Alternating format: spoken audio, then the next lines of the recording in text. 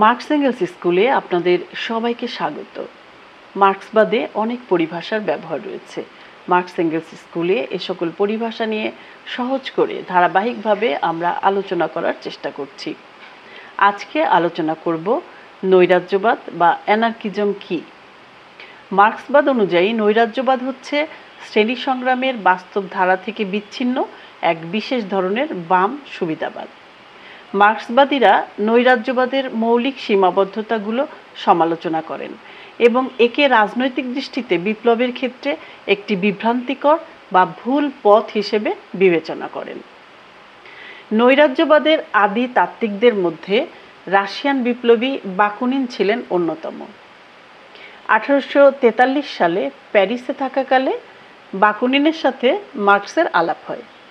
1864 সালে প্রথম আন্তর্জাতিক গঠিত হওয়ার পর লন্ডনে আবার তাদের দেখা হয়। বাকুনিন প্রথম আন্তর্জাতিকের হয়ে কাজ করবেন বলে মার্ক্সকে প্রতিশ্রুতি দেন, কিন্তু বাকুনিন কথা রাখেননি। রাষ্ট্র, পার্টি সংগঠন ও রাজনৈতিক আন্দোলন নিয়ে বাকুনিন এক নৈরাজ্যবাদী ও অবৈজ্ঞানিক ইউটোপিক চিন্তার জন্ম দেন। নৈরাজ্যবাদী চিন্তার উপর ভর করে বাকুনিন মার্ক্সের সাথে বিতর্কে জড়িয়ে পড়েন।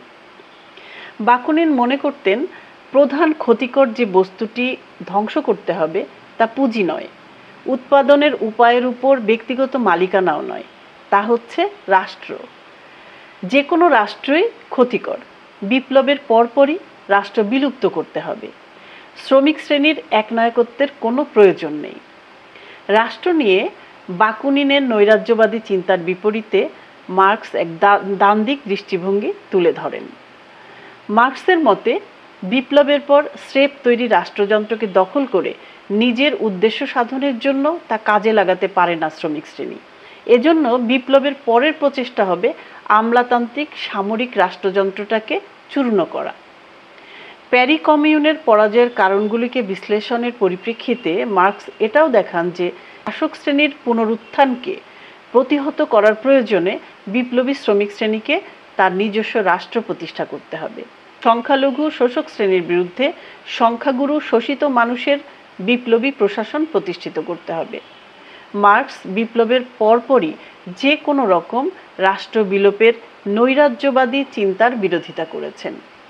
তিনি লেখেন, যেটা কর্তব্য তা হলো সাবেকি নিপীড়ক অঙ্গগুলোকে পরিষ্কার কেটে বাদ দেওয়া, সমাজের উপর অন্যায়ভাবে আধিপত্য দখলকারী কর্তৃত্বের হাত থেকে ক্ষমতা কেড়ে নেওয়া এবং সমাজেরই দায়িত্বশীল সেবকদের হাতে অর্পণ করা।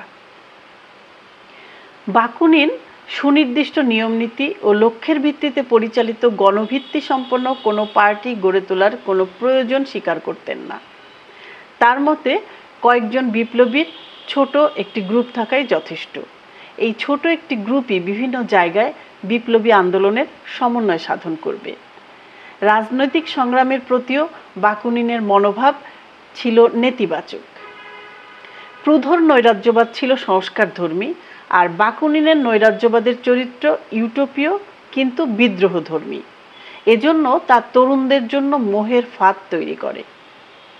বাকুনিন স্বতঃস্ফূর্ত অভ্যুত্থানের মধ্যে বিদ্রোহের মধ্যে পরিত্রাণের একমাত্র উপায় দেখতে পান এবং তিনি জনগণকে অবিলম্বে অবিরাম ধ্বংসের জন্য আহ্বান জানান। বাকুনিনের প্রধান আশা ভরসা ছিল শ্রেণীচ্যুত ব্যক্তি, উপাদান, লুম্পেন শ্রমিক শ্রেণী বা প্রলেতারিয়েতের উপর। শ্রমিক শ্রেণীর সংগঠিত লক্ষ্য অভিমুখী দীর্ঘ রাজনৈতিক সংগ্রামের প্রয়োজনীয়তা তিনি স্বীকার করতেন না। মার্ক্স মনে করতেন দৈনন্দিন সংগ্রাম, গণতন্ত্রের সংগ্রাম থেকে দূরে থেকে বিপ্লবী সংগ্রামকে এগিয়ে নেওয়া যায় না।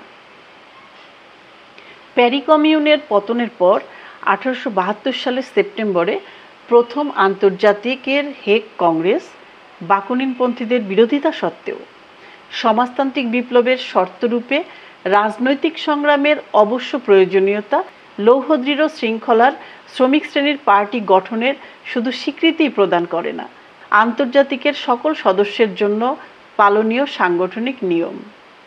কংগ্রেস সংগঠন বিরোধী কর্মকাণ্ডের জন্য বাকুনিনকে বহিষ্কার করে।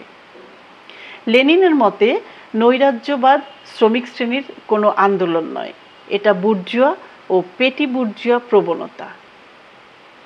আমরা পরবর্তীতে মার্ক্সবাদের আরও খুঁটিনাটি বিষয় নিয়ে মার্কস এঙ্গেলস স্কুলে হাজির হব। আমাদের চ্যানেলের লিংক ডেসক্রিপশন বক্সে দেওয়া থাকবে। ভালো লাগলে চ্যানেলটি সাবস্ক্রাইব করে আমাদের সাথে থাকতে পারেন।